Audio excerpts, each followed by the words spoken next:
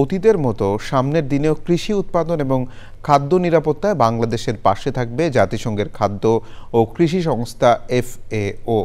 সংস্থার ৮০ বছর পূর্তি অনুষ্ঠানে অংশীদারত্বের জন্য ভিডিও বার্তায় সরকারের পক্ষে ধন্যবাদ জানান খাদ্য উপদেষ্টা এবং কৃষি উপদেষ্টা। FAOর আবাসিক প্রতিনিধি জিয়া কুনশি বলেন, এদেশের উদ্যমী এবং উদ্ভাবনী কৃষক সমাজের সঙ্গে আরও নিবিড়ভাবে কাজ করে যাবেন তারা। রিজভি নেওয়াজের রিপোর্ট। স্বাধীনতার পর ১৯৭৩ সালে জাতিসংঘের খাদ্য ও কৃষি সংস্থার সদস্য হয় বাংলাদেশ। সেই থেকে সংস্থাটির সঙ্গে কৃষির মূল খাত ফসল কৃষি, উপখাত, মাছ চাষ, প্রাণী সম্পদ লালন পালন নিয়ে সম্পর্ক গভীর থেকে গভীরতর হয়েছে। উন্নয়ন সহযোগীদের আর্থিক এবং কারিগরি সহযোগিতা আর এদেশের অদম্য মানুষ সব মিলে ধান উৎপাদনে পৃথিবীতে বাংলাদেশের অবস্থান এখন তৃতীয়, মাছ এবং সবজি উৎপাদনে দ্বিতীয়। এই অর্জনে FAO সহ সব উন্নয়ন সহযোগীদের প্রতি কৃতজ্ঞ বাংলাদেশ।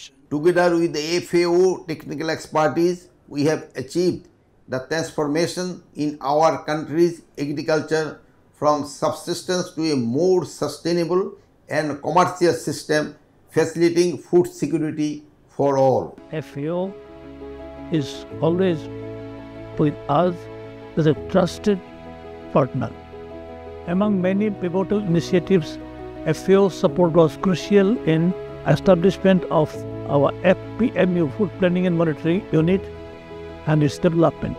ইন্টারকন্টিনেন্টাল হোটেলে FAOর ৮০ বছর পূর্তিতে অংশীদারত্বের পথ চলা তুলে ধরেন আলোচকরা। We are having good support right now and we are planning many projects with FAO for our future development in agriculture sector.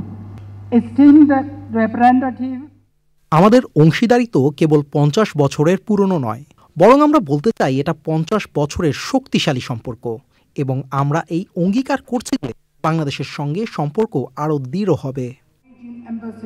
গত ৫ দশকে FAO ৪১৯টি প্রকল্পে আর্থিক ও কারিগরি সহযোগিতা দিয়েছে বাংলাদেশকে। Rizvi Nawaz, channel I, Dhaka.